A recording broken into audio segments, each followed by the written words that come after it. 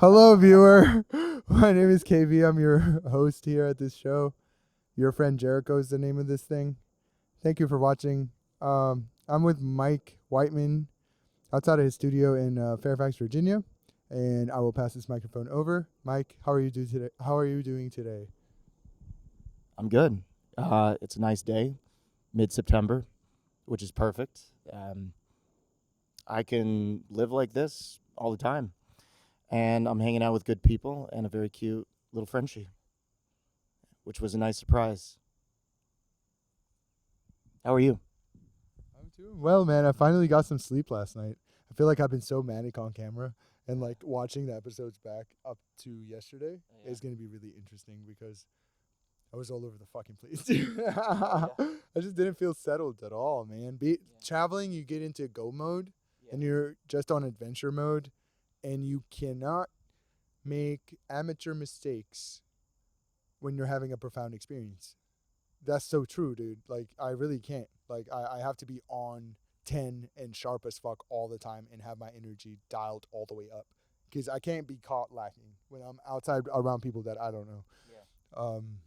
So good to be back in Fairfax, Virginia at this time of year. It's my favorite time of year to be here. Anywhere I am in the world, I would like to spend September and October and November in Virginia just because of how pretty everything is and the smell in the air is so different and unique. When I was traveling, I truly like thought about all my friends and the memories that I have attached to this place.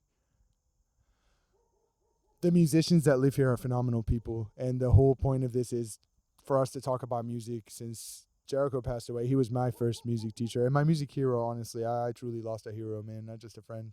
Because I looked up to him. He was like my old brother that I never had. I have a brother, real life brother, that we don't really talk as much. So Jericho was a very important person to me. Um, I remember meeting you, I think, at Ep.2. Is that correct? Yes. Dude, Ep.2 Cafe, man.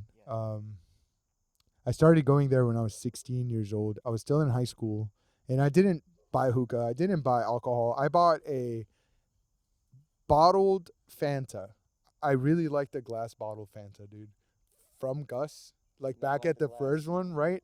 It's just so I can play the piano because I wasn't allowed to play music at home. You know what I mean? So it was like as soon as I found out, I was like, oh, it's a hookah bar. Oh, I'm walking like it was en route from Fairfax High School. It was a hookah bar / pizza place. When it first opened, and it was near where the Chili's used to be, next to Walmart in Fairfax, Virginia, off 29. 1529. It was on the other side of where 50 is, off 29. It was just like down Lee Highway on the left. Dude, I love you so much, and you're one of the people who I've always had so much respect for as a musician because, dude, you never stopped. You never stopped trying to be someone better every day, and it shows. Bro, you have come a long way, man. You don't need my words to tell you that. Your actions truly speak profoundly of who you are as a being on this realm. Please tell the viewer about yourself, man. Go, take the mic. It's all you. I'm going to be quiet and chill here. Please tell them whatever you want to tell them. Who is Mike? Oh man, it's hard not to at least respond to a lot of the stuff you were saying, because you were one of the first people I met at Epicure, and I was just getting in the scene. It was like 2019, and I was just trying to meet people, and you were one of the people that I noticed was a very, very hard worker. Just like always playing it. You always had a guitar in your hand every day. At least at the time, you were posting like just hours and hours of like footage of just you playing guitar in various locations, positions, like everything. You were like just way up in that. I'm like, there's no way this guy is not the man. So I was just like, oh man, I got to talk to this guy. So I talked to you, and you were really, really chill. You were really cool and a great artist, and then we became friends and started hanging out here. And I've always appreciated you as an artist. I've always admired that about you, and Thank you for your kind words. I love you dearly as well. You too, man. Um, and yeah, so now I can answer your question. These days, I'm predominantly a producer. So people will come to me to record their stuff, and my job is to take their ideas and their visions and make it happen. And so I first try my best to understand what they like, the sounds that they like, and what they're going for. And if I don't understand, then I tell them, show me, because I want to understand. And I want to understand the conversation that we're entering. So I try to familiarize myself as much as I can, and then I, you know, just do what I can to execute. Um, Before I was doing this, um, I was just playing in bands and making music, and I think my studio was built at first so because I was just chasing good sounds for, me or people I know, just as an artist, and it got to a point where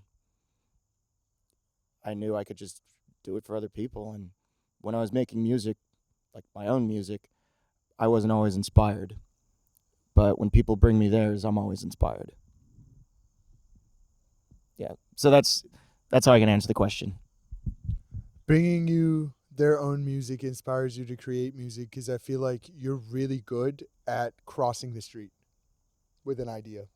You know what I mean? And How do taking you mean crossing the street? like taking someone's idea and holding their hand and crossing the street with them to where they're actually trying to go. Like you're really That's good why they come. at navigating Yeah. the whole conversation of not the whole conversation. You take what they're telling you, but you're really good at putting it together, man. Like you are one of the most level-headed humans I have ever encountered in this area, dude. Like you're very It wasn't always like that. of course, the gold is in the becoming and who you Yeah. become, who you are today, bro. Like you're a force to be reckoned with, to say the least. Thanks. Just because of not even physically talking like about looks or anything like that. You're a beautiful human, but like I'm talking about like actual intellect, like intellect, and like where you have sharpened your mind. It's You, dude, you're way along the path. You're like way up there, man, because you put in the work. You're one of these people who practices, and if you have an idea that truly calls you, that you want to do, I know you see to it that it's done. That's how you are. That's how Grisha is. I can't wait to sit with him because, dude, monsters in these waters. Can you tell me about the first time music called out to you? You know, where you like had an encounter or listened to a song. You know what the question is. So does the viewer. Sorry. Yeah. So I played some instruments growing up. In high school, I played some guitar, played a little saxophone in elementary school. It hadn't called out to me at that point. It wasn't until probably later than a lot of people. I was about 20, and I was in college, and I was just searching for identity. It's kind of that kind of stage. I feel like a lot of people are searching for identity, and you're choosing your path, and you're at a point where you're deciding what really matters at this time. And so I decided to just buy a drum set, and I'd never played before. And I was just listening. I was just listening to records. So like, I think around that time, um, the record "They Want My Soul" by Spoon came out, and I listened to that on repeat. And St. Vincent's self-titled record, I listen to that all the time. Arctic Monkeys AM. Um, what was it? Arcade Fire's Funeral. I was listening to all kinds of stuff like that, and it was, and I would just put on headphones and I would just play along to them, forever and ever. Not forever and ever, but hours and hours a day. Yeah, and and it was just a visceral joy that I felt, and I just didn't want to stop. And I kept doing it and doing it. And when you're 20 years old and start something like that, people around you are like, "Oh, you're doing this, huh? Let's see how long you keep doing this." I didn't stop, and it only grew from there. I was playing in bands in college for a while, and I got more involved in production. I came back to other instruments, went back to guitar, and I started feeling more emotionally involved with that. And chasing just different sounds, worked on my voice, worked on synth sounds. I'm just obsessed with sounds. And I think that's like, it's drums were the first vehicle, but I've always been obsessed with sounds. Yeah. I have witnessed you get up on stage and have a tape machine on your pedal board, sir, and you put your guitar down and you picked up your fucking pedal board, dude, and you started playing it, okay? You're one of the people that are profound to even run into because you're different, dude. And like when you say that you're, I don't want to say the word addicted, but you are truly resonant with music and the notes and the noise that it creates, like those sounds. It's amazing, dude. What you do is truly something different. Like when people talk about people from here, yes, I hear the voices and I know the sounds. And I know, but with you, dude, I can never tell what I'm about to hear. With Grisha, same fucking thing. um, what what bands are you involved with currently? What groups are you working on currently? What are some of the projects that you are working on right now, musically or outside of music? Okay. So before I answer the question, I want to say that I've always felt the same about you. You are very, very like emotionally involved with your music, and I don't always feel like that. But when I see you play, I see your soul. That's something that I have always tried to harness, and it seems like it's something that's always been just in you, and it is. I mean, you've worked for it, but I also think like it's also a gift that you have, and I've always admired that about you. Do you want to say something? I think the gift part of it is all the pain I had to go through. I think that's truly the gift in it. To get to feel that way about sound and be, because dude, it cradles me, man. I go to sleep to my guitar and with my guitar. It's my best friend. It's my first friend. I had to. That when I first met you. It's not lies. It's truth, dude. I didn't speak English, so it was hard for me, As long as I've known you. dude.